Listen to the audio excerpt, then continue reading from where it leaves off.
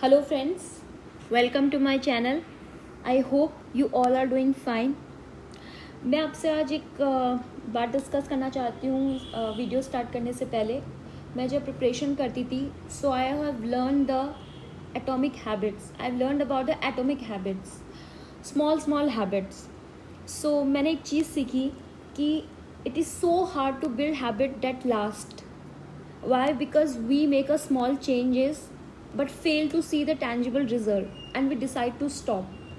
Like for example, I have been running every day for a month but I can't see any changes in my body.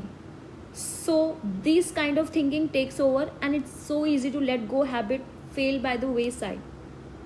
But I think in order to make a meaningful difference, habit needs to be persistent long enough to break through this channel और challenge. So similarly ये same habit मैंने face की थी, ये same issue मैंने face किया था जब मैं मेंस लिख रही थी. मेरे को ये पता था कि GS 1, 2, 3, 4 पेपर्स होते हैं, ऑप्शनल होता है. मैंने भी अपना फर्स्ट वीडियो के अंदर आपके साथ शेयर किया है. अगर आपने नहीं देखा है तो प्लीज़ वॉच इट. यूज़फुल है, इंफॉर्मेटिव है. मैं उसका लिंक डिस्क्रिप्शन बॉक्स में डाल दूँगी. तो मुझे ये बार बार लगता था, कन्फ्यूजन चलता रहता था. GS 1 में क्या आता है, GS 2 में क्या है, GS 3 में क्या है. GS 4 is quite easy and काफ़ी डिफरेंट है तो वो याद हो जाता है. बट फिर भी अंदर क्या है GS 4 के अंदर वो भी नहीं पता चल रहा था, क्योंकि मेंस के टाइम पे हम लोग इतना स्ट्रगल कर रहे होते हैं आंसर राइटिंग से, कंटेंट बिल्डिंग में, अपने ऑप्शनल के लिए, टेस्ट सीरीज़ लिखने के लिए, न्यूज़पेपर भी पढ़ना होता है, बहुत चीज़ें कवर करनी होती है और क्वालिफाइंग पेपर को भी थोड़ा बहुत टाइम देना होता है. बट हमें सिलेबस नहीं याद होता है. तो if you are really beginner, मैं आपको एक चीज़ सजेस्ट करूँगी. हम में ये एक हैबिट होती है, हम ये सोचते हैं कि अरे देख लेंगे ना, सिलेबस ही तो है, कर लेंगे, क्या इतना इंपॉर्टेंट तोड़ना है, ज़रूरी तोड़ना है सिलेबस ही पूछा जाए. अरे सिलेबस से ही क्वेश्चंस आते हैं. अगर सिलेबस की कीवर्ड्स पता हो तो बहुत ईजिली आप न्यूज़पेपर रीडिंग कर सकते हो. बहुत ईजिली आप जो NCERTs पढ़ रहे हो 11th-12th की, उसके अंदर आपको बहुत ईजिली डिफ्रेंशिएट हो जाएगा कि सिलेबस के अकॉर्डिंगली हम अपनी स्टडीज़ को सिंक कर सकते हैं. ठीक है. तो मैं एक रिक्वेस्ट करूँगी कि आप जब भी जो भी जहाँ पे भी जिस एरिया में रहते हो, जैसे कि फॉर एग्जांपल आप स्टडी टेबल पे अगर आप पढ़ रहे हो तो वहाँ की वॉल पे सिलेबस लगा दीजिए अलग अलग. GS 1, 2, 3, 4 प्रिंट आउट निकलवाइए और लगा दीजिए. कुछ लोग की हैबिट होती है कि बेड पे बैठ के पढ़ने की, तो पास वाली वॉल पे लगा दीजिए. आप ऐसी वॉल पे लगाइए कि एटलीस्ट आप जब नज़रें उस पर डालें कम से कम एक दो बारी, तो आपको दिमाग में रहे कि अच्छा GS 1 में ऐसे टॉपिक आते हैं, GS 2 में ये. मुझे अपने फर्स्ट अटेम्प्ट में जब मैंने मेंस लिखा था, पढ़ाई करते वक्त मुझे पता चला था कि GS 3 का सिलेबस एग्जैक्टली क्या है. I know it's very shameful. ये मेरा जैसा ब्लंडर, मैंने इसीलिए ये चैनल में पहले ही बोला था कि प्लीज़ जो ब्लंडर्स मैंने किए हैं वो आप मत करना, क्योंकि मेरी सक्सेस रेट नहीं है बट आप अपनी सक्सेस बना सकते हो. तो प्लीज़ मेरे फेलियर से आप सीख लीजिए. ठीक है. सो सबसे पहले एक चीज़ इम्पॉर्टेंट है कि सिलेबस को याद करना. सिलेबस को याद करना इतना डिफिकल्ट नहीं है. आपको कीवर्ड्स याद होने चाहिए, कोई वर्ड टू वर्ड लाइन नहीं होनी चाहिए. आपको ये पता होना चाहिए GS 1 में एग्जैक्टली क्या है, 2 में क्या है, 3 में क्या है. ठीक है. तो GS 1 का अगर हम सिलेबस देखेंगे तो इसके अंदर हिस्ट्री आती है, ज्योग्राफी आती है और सोसाइटी आती है. तो ये तीनों की आपने NCERT पढ़ी होगी. इनके 11th-12th की NCERT कर लेना, बहुत अच्छी है, अच्छे लेवल पे गिवन है, आपको मेंस आंसर राइटिंग में बहुत हेल्प करेंगी. अब हिस्ट्री के अंदर सबसे पहले एक तो आएगा एंशिएंट, आएगा मिडिवल, आएगा मॉडर्न, आएगा और यहाँ पे वर्ल्ड आएगा. तो मैंने आपके साथ NCERT का जब वीडियो शेयर किया था तो मैंने आपको उसके अंदर लिखा भी था कि प्लीज़ आप 11th-12th में जो मॉडर्न वर्ल्ड पॉलिटिक्स की NCERT वो वर्ल्ड हिस्ट्री की है, तो वो आपको यहाँ पे यूज़फुल आएगी मेंस के अंदर. एंड आर्ट एंड कल्चर आएगा. तो ये चीज़ें आपकी हिस्ट्री के अंदर आएगी. ज्योग्राफी के अंदर फिजिकल ज्योग्राफी आएगा, वर्ल्ड ज्योग्राफी आएगा, इंडियन ज्योग्राफी आएगा एंड मैप्स के जो कुछ क्वेश्चंस होते हैं इसमें डायरेक्टली नहीं पूछे जाते बट आप मैप्स के क्वेश्चन जो होते हैं वो एज एग्जाम्पल यूज़ करते हो. एंड सोसाइटी के अंदर diversity, Indian society, secularism, communalism etcetera, जो भी करंट टॉपिक चल रहे होते हैं जजमेंट रिलेटेड जो भी चल रहा होता है, लाइक फॉर एग्जाम्पल ट्रिपल तलाक का जजमेंट चल रहा है तो वो न्यूज़ में है, तो वो क्वेश्चन आपकी GS 1 में पूछ लिया जाता है, उसको सोसाइटी से रिलेट करके पूछ लिया जाता है. Indian society as a diversity, तो ये सारी चीज़ें सोसाइटी में आएगी. तो इसके लिए 11th-12th की NCERT इंपॉर्टेंट है. बाकी स्टैंडर्ड बुक आप जो चाहे, आपको जैसा लगे वो फॉलो कर सकते हो. मैं एक लिस्ट बना दूंगी कि कौन कौन सी स्टैंडर्ड बुक फॉलो करनी चाहिए. अदरवाइज आप लोग सब टॉपर्स की वीडियो देखते हो, टॉपर्स अपनी बुक लिस्ट शेयर कर लेते हो, क्योंकि ऑलमोस्ट सबके लिए कॉमन होती है। तो GS1 के अंदर आपने कल्चर देख लिया, मॉडर्न हिस्ट्री देख लिया, इसका फ्रीडम स्ट्रगल, पोस्ट इंडिपेंडेंस, ये प्रीलिम्स में नहीं आता है, ये स्पेसिफिकली मेंस के लिए इम्पॉर्टेंट है। पोस्ट इंडिपेंडेंस इसके लिए NCERT है। बाकी इसके लिए आप बिपिन चंद्रा की जो किताब है वो आप पढ़ सकते हो, वो काफ़ी अच्छी दे रखी है उसके अंदर, पोस्ट इंडिपेंडेंस। एंड अदरवाइज एक प्रधानमंत्री सीरीज़ आती थी, वो आफ्टर इंडिपेंडेंस के बारे में लेके 2013 तक की पॉलिटिक्स, इकनॉमी, सबके बारे में अगर आप देखना चाहें तो प्लीज़ आप डॉक्यूमेंट्रीज़ भी देख सकते हो। मैंने डॉक्यूमेंट्रीज़ के थ्रू काफ़ी पढ़ाई करी थी, क्योंकि वो मुझे बहुत हेल्पफुल लगती थी, एंड मेरी मेमोरी के अंदर जो भी विजुअल चीज़ें होती हैं वो मुझे काफ़ी लंबे टाइम तक याद रहती है। तो मैं विजुअल डॉक्यूमेंट्रीज़, मूवीज़ के थ्रू काफ़ी स्टडी करती थी, और मुझे बहुत मज़ा आता था प्रिपेयर करते वक्त। ठीक है, देन आप हिस्ट्री, वर्ल्ड हिस्ट्री, जो कि वर्ल्ड हिस्ट्री में आपका एनलाइटनमेंट, रेनेसां पीरियड से लेके जो भी आपका अभी तक कंटेम्प्रेरी चल रहा है उसके एग्जाम्पल्स आप यूज़ कर सकते हो। लाइक नियो लिबरलिज्म के अंदर आप करंट एग्जाम्पल्स यूज़ कर सकते हो, लाइक दैट। नाम पॉलिसीज़, तो उसका करंट लिंक से क्या रिलेशन है, वो सब आप हिस्ट्री के अंदर, वर्ल्ड हिस्ट्री के अंदर आपके पास काफ़ी थोड़ी क्रिएटिविटी की लिबर्टी होती है कि आप चीज़ें यूज़ कर सकते हो। देन मैंने आपको बताया था salient features of Indian society and diversity of India, ये आपका सोसाइटी का पार्ट कल स्टार्ट हो गया, ये आपका हिस्ट्री का पार्ट ख़त्म हुआ, ये आपका सेकंड पार्ट स्टार्ट हो गया सोसाइटी का। ठीक है, role of women, urbanisation, development issues, इनकी रेमेडीज, ये सारी चीज़ें जो है, अर्बन स्प्रॉल्स, जो भी करंट इश्यूज चल रहे रहते हैं, तो आपको ये देखना है कि अर्बनाइजेशन का आपको पढ़ना ऐसा है न्यूज़पेपर, उसके अंदर आपको ये देखना है कि अर्बनाइजेशन से रिलेटेड करंट में क्या चल रहा है। गवर्नमेंट ने कोई स्कीम स्टार्ट की है तो उसका एनालिसिस, जैसे कि फॉर एग्जांपल माइग्रेंट्स का इशू है, तो वर्ल्ड डेवलपमेंट रिपोर्ट अभी आई है, वो काफ़ी न्यूज़ में है, तो आप उसके अंदर देख सकते हो कि माइग्रेशन एंड माइग्रेंट्स के कॉन्टेक्स्ट में उस रिपोर्ट के अंदर क्या दिया हुआ है। तो क्वेश्चन उस तरीके के पूछे जाते हैं जो करंट रिलेटेड हो। ये कंटेम्प्रेरी टॉपिक है। हिस्ट्री के अंदर तो जो भी गिवन है वो गिवन है, but society is a contemporary subject, उसका स्टैटिक को से ज़्यादा डायनामिक से रिलेटेशन होता है। तो आप ये सारी चीज़ें कर सकते हो जो कि करंट अफेयर्स से रिलेटेड है, ये सब मोस्टली करंट अफेयर्स से रिलेटेड है, बट बेस बनाने के लिए आपको NCERT ज़रूर पढ़नी चाहिए। ठीक है, देन आपका ये आ गया ज्योग्राफी आ गया, ये आपका ज्योग्राफी शुरू हो गया। ज्योग्राफी के लिए मैंने आपको बताया था 6 से 12 तक की NCERT बहुत ज़रूरी है, तो 11-12 की NCERT आपको मेंस के टाइम पे पढ़नी चाहिए। प्रीलिम्स और मेंस कभी भी अलग अलग स्टडी नहीं की जाती है। जो आप प्रीलिम्स के लिए कर रहे हो वो आपको इस तरीके से नोट्स बनाने पड़ेंगे कि आप वो प्रीलिम्स के अंदर यूज़ करोगे, और वही सेम चीज़ें आपको मेंस आंसर राइटिंग के अंदर यूज़ करनी है। अब आंसर राइटिंग के अंदर कैसे यूज़ करनी है, उसको लैंग्वेज फॉर्म में बना के, तो मैंने आपके साथ पिछली वीडियो में शेयर किया था कि how to write an answers, कैसे आंसर्स लिखे जाते हैं, तो आप वो उसको फॉलो कर सकते हो। और आने वाले कुछ वीडियोस में मैं आपके साथ बैठ के लाइव आंसर राइटिंग करूंगी, सो डैट आपको आइडिया होगा कि आंसर्स लिखे कैसे जाते हैं। ठीक है, ये GS1 का सिलेबस कंप्लीट हो गया। सो अब क्या करना, इनका ये गवर्नमेंट की वेबसाइट पे भी अवेलेबल है, आप वहाँ से प्रिंट आउट निकलवाना, सेपरेटली प्रिंट आउट निकलवाना। GS1 का अलग चिपकाना वॉल पे, GS2 का अलग, GS3 का अलग एंड GS4 का अलग। इससे आप काफ़ी ईजिली डिफ्रेंशिएट कर पाओगे। ठीक है, जब आप मॉक टेस्ट भी दोगे या जब पेपर लिखने जाओगे तो उसके टाइम पे आपको बहुत ज़्यादा आइडिया होगा कि GS1 के अंदर क्या है, GS2 के अंदर क्या है, but interlinkages between the subject आपको करना ही पड़ेगा। ठीक है, नाउ GS2, इसके मेन टॉपिक है governance, constitution, polity, social justice and international relations. ये इसके मेन टॉपिक्स है, और सब टॉपिक्स जो है वो हम कवर करते हैं।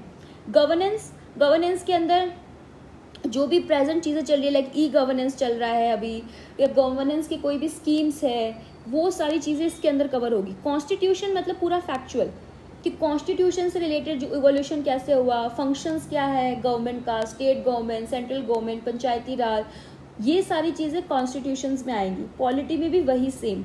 तो इसमें क्वेश्चंस मोस्टली फैक्चुअल नहीं उस तरीके से पूछे जाते हैं जो कि स्टैटिक तो होते ही हैं, बट उनका लिंक करंट अफेयर्स से होता है। जैसे एक बार एंटी डिफेक्शन लॉ के बारे में पूछा गया था, कि होतू होलाहन जजमेंट केस के बारे में पूछा गया था। तो वो इसलिए पूछा गया था क्योंकि उस टाइम पे बहुत सारे एंटी डिफेक्शन केसेस चल रहे थे। तो दैट्स हाउ दिस जजमेंट, वो इतना पुराना जजमेंट पूछा गया था। ट्रिपल तलाक के बारे में पूछा गया है, क्यों पूछा गया? क्योंकि वो जजमेंट चल रहा था। केशव नंदी भारतीय केस का रिलेशन आर्टिकल 21 से कैसे है, फंडामेंटल राइट से कैसे, ये सारी चीज़ें पूछने के चांसेस रहते हैं अगर वो न्यूज़ में होते हैं तो, ठीक है। तो इस तरीके से इंपॉर्टेंट है। Social justice article 21, NGOs, pressure groups etcetera, ये सब चीज़ें जो आएंगी वो सोशल जस्टिस में आएंगी। तो ये एक फर्स्ट पार्ट कवर हो गया।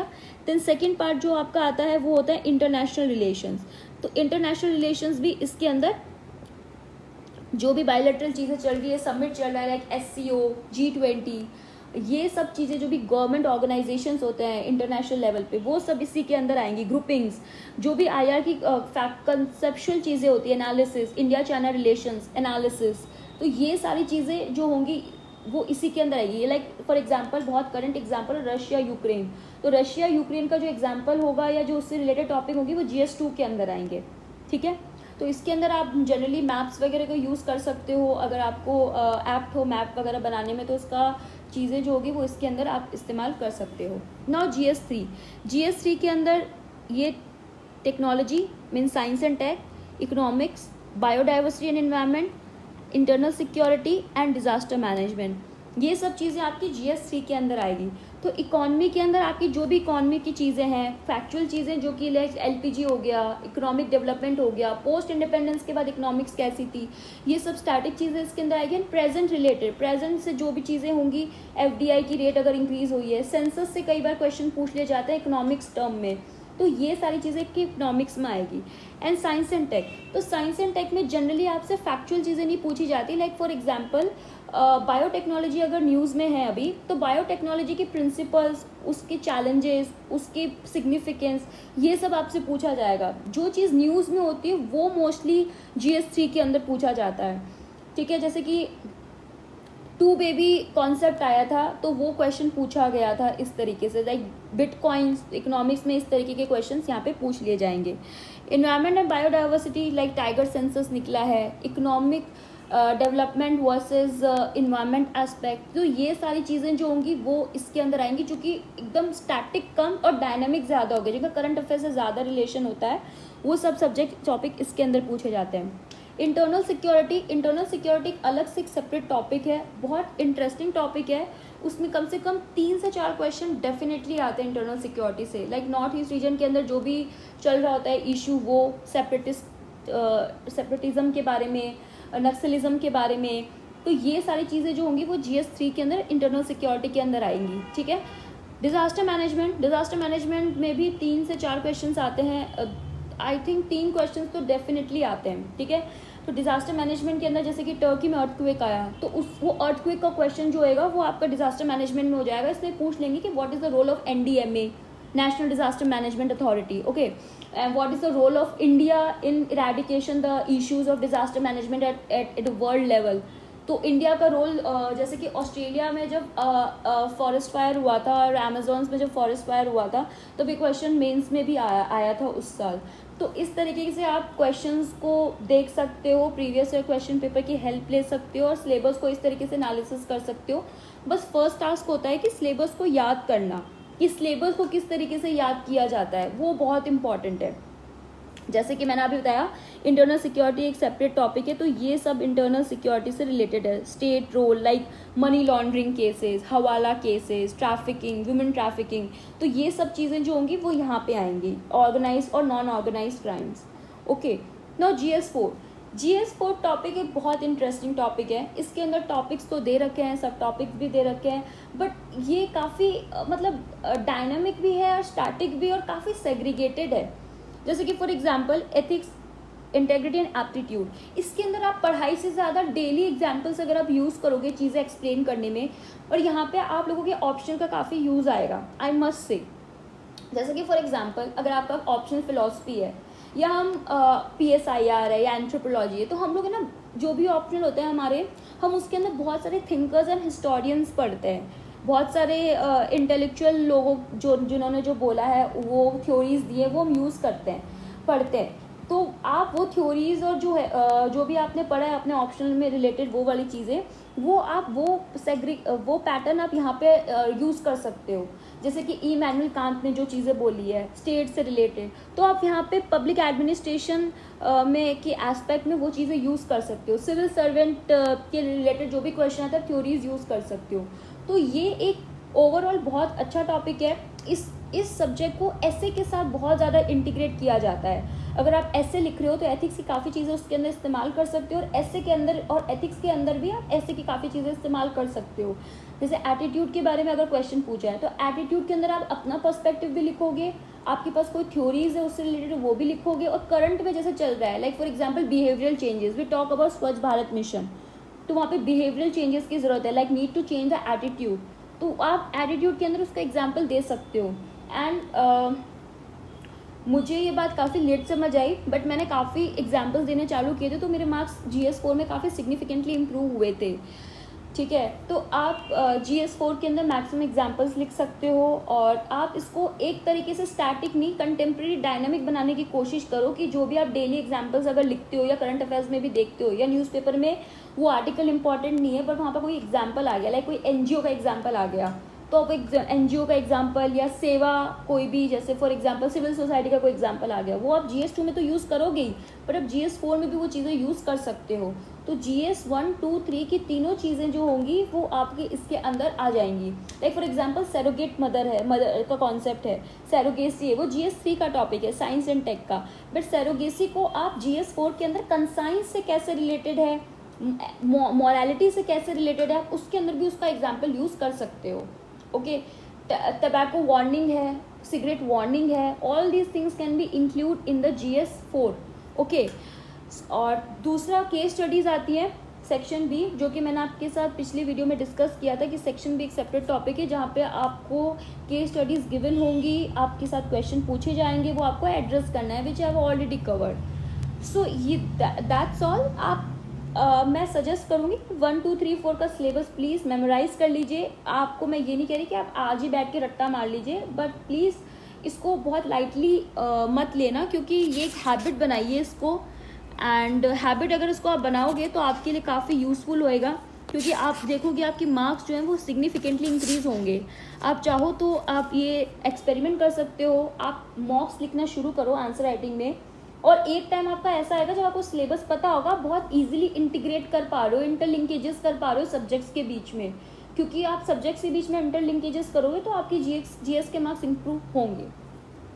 ठीक है, आई होप मेरी ये छोटी सी एडवाइस आपके लिए काफ़ी हेल्पफुल प्रिपरेशन में होगी, because it's a only beginning, and आपको रिजल्ट इसका मिलेगा, डेफिनेटली मिलेगा। तो प्लीज़ आप इसको अडॉप्ट कीजिए, एंड अगर आपको ये वीडियो, आप इस वीडियो को आप अप्रिशिएट कर पा रहे हो तो please you can like it, and अगर आप चाहते हो कि आप अपने दोस्तों की मदद करना चाहते हो इस वीडियो की, तो आप उनको हेल्प कर सकते हो फॉरवर्ड करके भी। एंड आप चाहते हो कि मैं आपके हिसाब से कोई वीडियो बनाऊं आगे के प्रिपरेशन में जो आपकी यूज़फुल हो, तो आप नीचे कमेंट सेक्शन के अंदर भी मेंशन कर सकते हो। So keep smiling, thank you so much for